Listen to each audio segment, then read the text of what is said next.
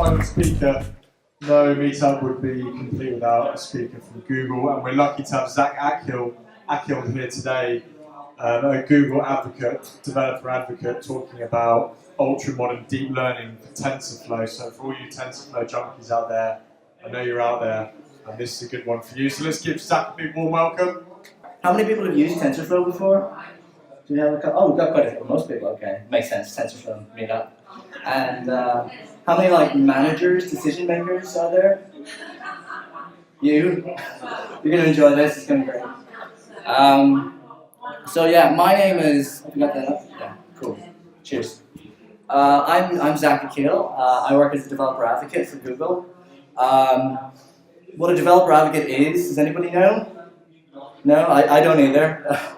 It's sort of like a person who just plays around with technology, see what works, see what doesn't, and also is allowed to speak on behalf of other developers. So that's why I'm up here instead of another person from Google. So I'm going to be talking about TensorFlow. My specialty in advocacy is in sort of cloud and machine learning technology. So it's a bit different from this because this is specifically a technology which kind of makes you less reliant on cloud support. Has anybody ever heard of TensorFlow.js? Oh, I've got a decent handful, okay. So yeah, I'm just going to show you a bit about what TensorFlow.js is, how it's different from traditional TensorFlow. I've got a good few demos. I've got 2 demos that I built just for this talk, and then also some links to some other really cool demos that are way nicer than the ones I'm showing you. And so yeah, let's just jump right into it. If you want, you can follow me. I live around London, but a more appropriate way to follow me is on Twitter. So at Zack Akil. And I generally sort of post like little projects, like how to embed machine learning in unique ways. I play a lot with like Raspberry Pis and Arduinos.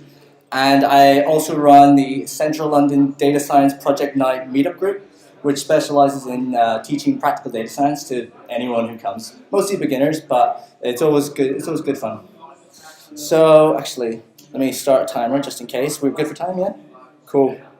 All right, I'm going to jump straight in and show you a bit about what traditional machine learning deployment looks like with standard TensorFlow. And this is kind of standard with pretty much most other machine learning languages. You'll tend to start off, you'll build your model, you'll do your training on, you're training it with your training data. You'll test it to make sure it's not overfitting, so it's still performing well. And ideally, well, what you're going to do is you're going to do all this on a single machine. And this is going to be the developer's machine, or it could be on the cloud if you're using some cloud technologies to train your models. And then once you've got all that done and you've built your model and you're happy with it, you will then deploy it to your application, so wherever that's going to run. And that could be maybe inside of a mobile app, or it could be on the cloud and allow people to get predictions from it via an API. There's other frameworks and technologies that allow you to do this a little bit easier, like Seldon or stuff on like Google Cloud. But this is the general life cycle. Build it on one machine, deploy it on another. And some of the benefits or some of the drawbacks of doing this is there's app installation required when a user wants to run the model on their device. And you may ask, why would you want to run it on your device if you can run it, say, in the cloud and just pull it whenever you want? If you want really low latency predictions, so if you've got things like robotic systems, or if you've got really, really tight feedback, maybe in games, you want an AI to respond within just a couple of milliseconds. This is when you want to deploy the model onto the user's actual device. So that's one drawback of this process. You need to install it, which takes time. The installation for a user may not take that much time, but the development of getting that model into the application code could take a little bit longer. Another thing is you've got to do all the training up front. So once you've got all your training done, that's it. You deploy it, and then if you want to do a bit more training, maybe you're going to have to re-engineer that model a lot so that you can support that online training, or you're going to have to collect more data in and do more training on your development machine, and then go through the cycle of deploying it again. So that's another drawback. And then if you have deployed it to the cloud, a constant connection is required to continuously get predictions. So you could get relatively fast predictions from the cloud, but as soon as you've gotten to, say, like a website, and you've lost connection, immediately you can't connect and get predictions from that model. So that's another drawback. And that's standard TensorFlow. If we're looking at TensorFlow.js, you'll probably see what I'm going to do before I do it. So TensorFlow.js allows you to build, train, test, and run them all inside the client's browser. So as soon as they go to a web page, you're able to write code that builds a machine learning model, you write code that collects data for training, and write code that actually just gets predictions from the model there in the browser without the user having to download from the web or install anything. So the same points I made before, instead of app installation required, user just visits the website. And I'm going to show this in some demos immediately after this. Instead of doing all the training up front, TensorFlow.js supports sort of extended training. So as soon as a model has been loaded onto a user's web page, they can do a bit more training. So this is useful for doing things like transfer learning. Have many people heard of transfer learning? Okay, like a handful. So yeah, transfer learning is when you've already got, say, a learned model. So imagine someone has built a model that knows what a dog looks like, and you're like, okay, I want to build a model that learns what a bear looks like. You could just use that model that they've already got and just train it a bit further.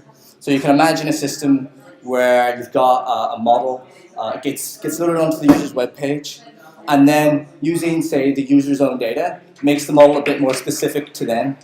So it could be maybe like mouse tracking or eye tracking, something like that. But what's really cool about this is that the user's data doesn't need to leave the computer. It doesn't get sent across the web. They can use that data to train a model all on their computer without sending data. So TensorFlow.js supports that kind of training. And yeah, so it doesn't require a constant web connection. As soon as the model is downloaded, it's on the computer and it can make predictions as frequently or as fast as you want, and you can lose internet connection. And with offline pages, I don't know if anyone's used like Google Docs offline. Even if you don't have a web connection, you can still go to the web page and use it. With TensorFlow.js, this will also work. So you can go to a web page that maybe used a TensorFlow.js model, even if there's no web connection, and the model will be there and it'll be able to make predictions. Okay, so that's TensorFlow.js. That's what's different about it. Let's actually just look at some demos of it.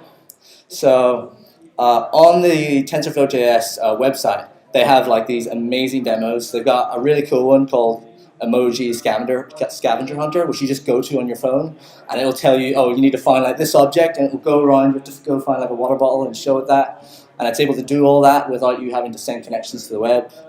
And then it's got one that uses Pac-Man, so trains based on where you're looking with your face to control Pac-Man.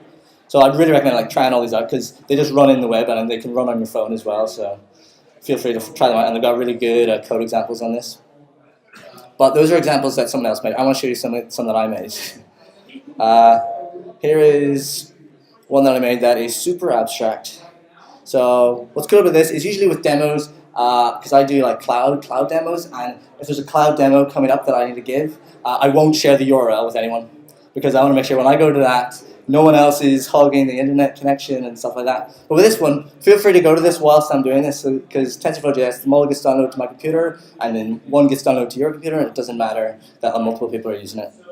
So I'll go to this, and I'll walk you through what's happening here. So this looks bizarre. It's on this side, so apologies if you can't see it over there. But what we have here is a little task. So I, as the person, need to follow one of these circles. Doesn't matter which one. You may be able to see like a little grid down here. This is like a performance metric. So the top row is my performance, the bottom row is the AI's performance, and the column represents each circle. So you can see as I follow the red circle, my green performance, or my performance for the red circle is going green. And what's actually happening here is I wrote some JavaScript code here that builds a new machine learning model and continuously feeds data about the position of the circles, and as the actual target variable, so the thing that the machine is required to predict, is where my mouse is going to be.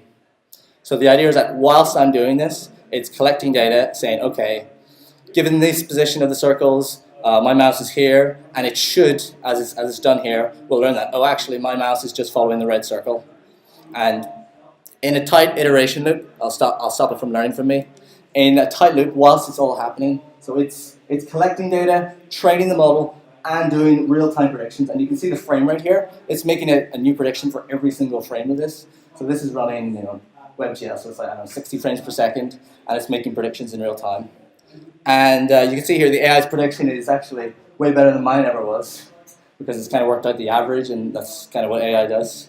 And although I got a similar performance, if I say had to do it at this speed, I have no chance. So it's kind of cool to show a demo there where it's learned from me in one condition and it's outperforming me in another. So that's that demo. You can go to that. That's at my GitHub. You can search Zack Akil on GitHub and you can play around with that demo. And I want to show you the code behind that. How are we for time? Oh yeah, 8 minutes, perfect. Yeah, cool. So I want to show you just the code that sits behind that. So how many people have actually written TensorFlow code before?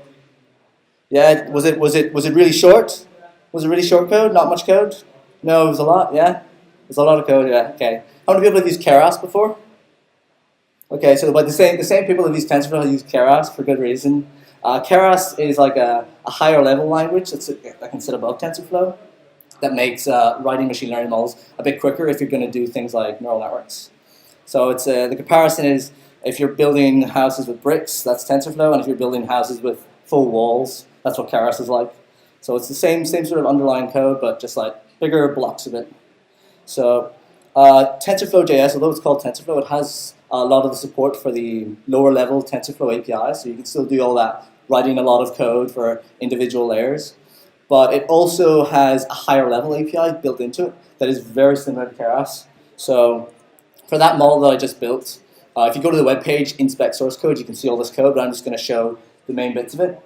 And apologies for those in the back that don't have 20/20 vision. I think most people should be able to see it. We'll share the slides later on so you'll be able to see the code. So I create, first of all, like say I'm going to build a sequential model, so it's going to be multiple layers, one after the other. I'm going to create a layer of a neural network that has three nodes in it, and I'm going to take 4 inputs. So the 4 inputs were the x and y's of the 2 circles. So you've got x and y of circle red and x and y of circle green, I think it was. And so this is what our neural network looks like so far, with just that line of code.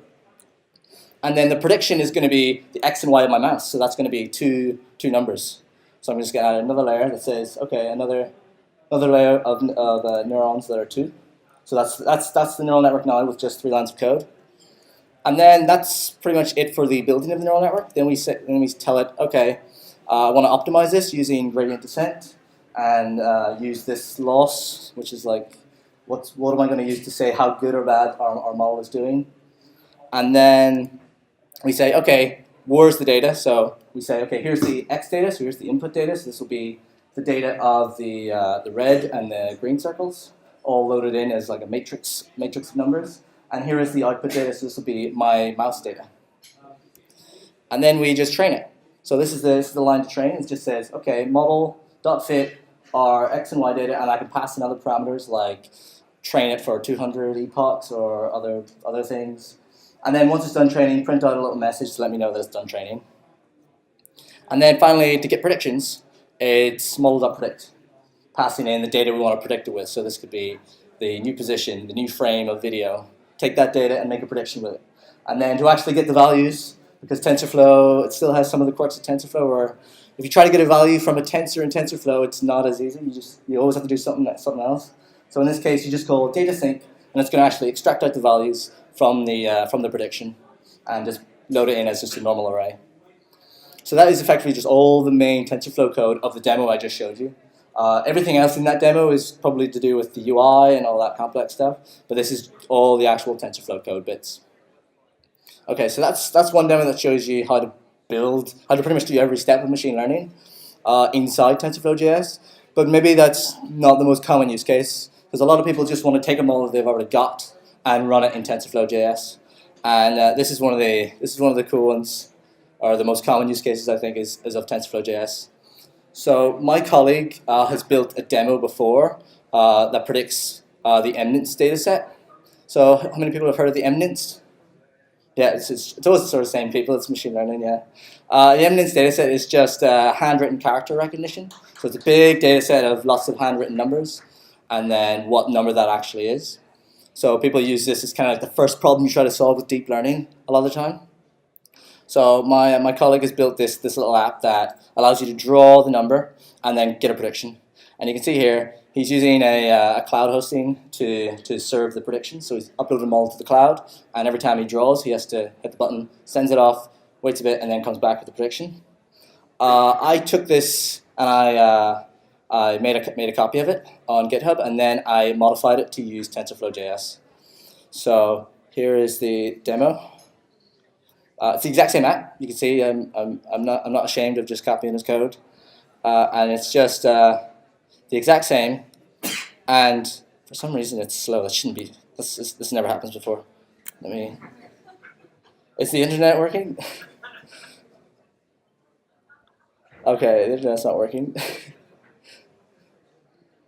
Okay, we've got errors. This is a great demo, guys. The server responded with status 404 for the fave icon. Okay, this demo doesn't work. So I can assure you that when it did work, as soon as I drew the character, it would immediately get the prediction, which was really fun, and I enjoyed it a lot. And I enjoyed making it. So keep a note of this repo. Oh, I was so proud of it when I made it. I even made this little logo, but yeah, it's fun.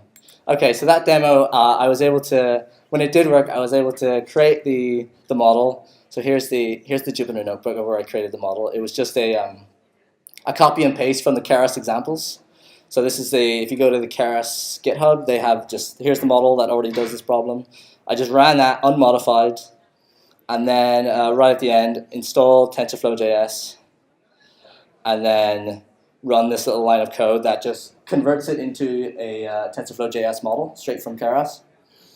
And then in the code, which I'm sure you'll want to run now, all you have to do is load in the model that it generates, and then just call predictions. So instead of all those other steps, it's just load the model, call predictions, and because TensorFlow.js has a few higher level APIs and it knows you're going to run this in the browser, it has a few cool methods to say extract the data straight from a canvas element on HTML. So that thing that I drew in, it's HTML canvas. So just take all the pixels from that, extract it.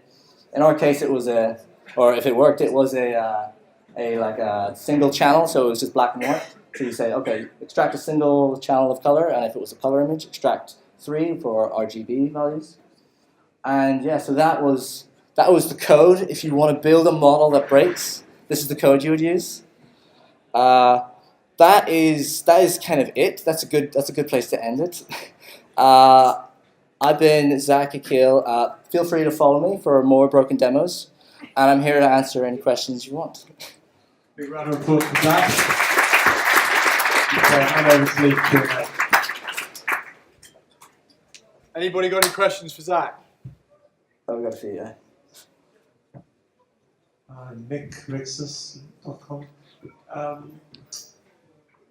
I thought, does TensorFlow use the GPU? I'm not actually sure. I haven't really explored that much. Is that the power of TensorFlow.js? It uses the GPU on your... TensorFlow.js uses OpenGL, so it does actually have access to your GPU. So that's one of the powerful things about it. It is technically using your GPU, if you have one, through OpenGL. Were you using it there, or do you have to have a special command for it? No, it uses it automatically. Okay. Yes.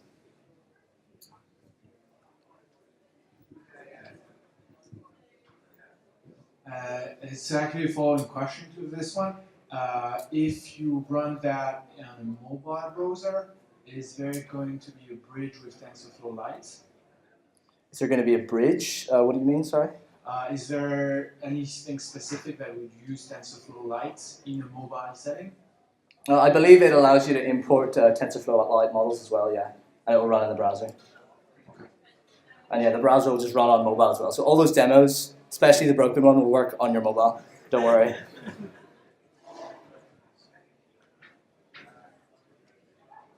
Hello, very nice talk. Thank you. Just first comment, we all know that the demo will not work during the talk. Of course, yeah. With 2 demos, it's statistically certain that this one will work. But very nice talk. I actually have a question there. The first demo that you did, Yep. it's actually training live? Yep, that is collecting data and training the model whilst it's making predictions. Yeah. That's what my question.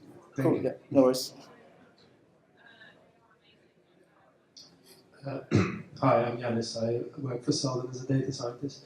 I wanted to ask, so there's like an analogy that I'm thinking of. There's a lot of bad people sort of hijacking your browser sessions to run JavaScript crypto miners. Do you foresee people using other people's resources to train their machine learning models using TensorFlow.js?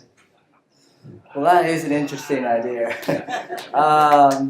I don't know if I can foresee anything, but that does seem like it is possible to train models, and it is possible to, say, extract out the trained weights, and it is possible to use the internet to send those weights. So it's possible, So it just sounds like anything else. happening.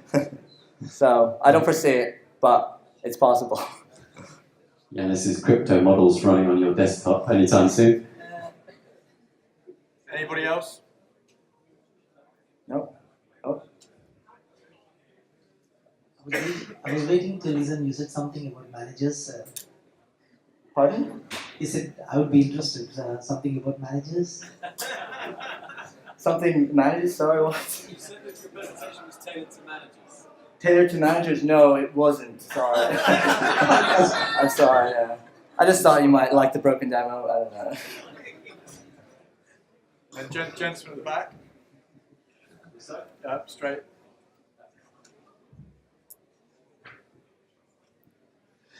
Hey, so are the predictions done on the mobile device or the browser, whatever, and how big is the model for MNIST that you run in the browser? Are the predictions done in the client browser? Yes, they are. When it works, they're done on the browser. So what I was going to show is, here's me making predictions with the eminence, and looking at the network logs, you can see they were making none. So all those predictions are completely made in the user's browser without sending any connections. The size of the model for the eminence, we can actually see it here. It's just the one copy from the example that Keras has. So you can see here, it is this big. So it's got a couple of convolutional layers, some pooling layers, and a dense layer. So that's the size of it there. So I meant more of kilobytes, like network transfer size. Oh, kilobytes. Oh, that I should be able to show without the demo breaking. Oh, that's still going. I haven't actually checked. So those are the files there. So it's got the model JSON and these two shard files which store the weights. If I go to the demo, is it working now? Oh, it is working. Perfect. Yes. It must have been some weird stuff. So yeah, you can draw like question 1. There's 1. You can see there's no delay. If I do that, it's definitely going to be 4. Oh, but maybe I can trick it and be like, oh, is it going to be an 8? Oh, it's going to be an 8 now. So feel free to play around with that. You can just test where the model's broken. But yeah, thank you for getting me to discover that. Let me look at the files here. Oh, page source. Inspect network. Reload the page. Our model JSON file is does it say here? Sorry, this must be really interesting for the manager in the room. It's fine, but typically, like, would it be like in the size of like The model JSON or is megabytes or? here's the number of bytes. Does anybody have a quick byte calculator in their head? What is 4 million bytes? 4 megabytes. Cool. Okay. Okay, so 2 we've sharp got 8 megabytes, about 10. One last one. question. Hi, Meli, data scientist for Hummingbird. To bounce back on the question on the live streaming and live prediction. Yeah. It's MNIST, that's okay, it's not super huge to train. Yeah. So how do you deal with way heavier models to train? Because you're actually predicting and training live. Yeah. So I guess there's like a kind of synchronization between these two steps, and is it you as writing the code who is dealing with this, or is it all hidden in black box in TensorFlow.js or? So is your question about what's the performance of TensorFlow.js compared to normal? No, it's just like you're training at the same time that you're predicted. Yeah. But like you're doing this by yourself, like you're coding it or is it like embedded inside TensorFlow.js? Oh yeah, that's well part of the thing. It's all JavaScript. So JavaScript by nature has a lot of functions that are like running asynchronously. Okay. So it's able to do training asynchronously by itself. So when I showed that method for here's a training, and then when it's done, tell me it's done. That's like an asynchronous method. So it's going to do training without obstructing the rest of my code. So it does that automatically. I hadn't had to like code that up to run asynchronously from me getting predictions. It just JavaScript is kind of asynchronous by nature. So Okay, you perfect. can do that, yeah. Thank you.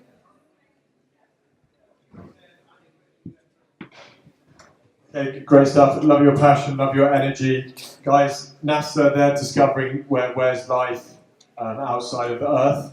We're here discovering new tips and strategies for TensorFlow and from all the other speakers. Think of one thing or two things that you can take away today and implement and discover yourself straight away. Zack, it's been a real pleasure. Thanks for coming along. Let's give him a big round of applause. We'll make the slides available where we're allowed. We'll also upload the videos, which we've been recording on our YouTube page, and get them out there. Ed and Leonardo, it's been an absolute pleasure co-hosting this with you. Hopefully do more in the future. All right, there marks the end of the meetup, and hopefully there's pizza left. See you again soon.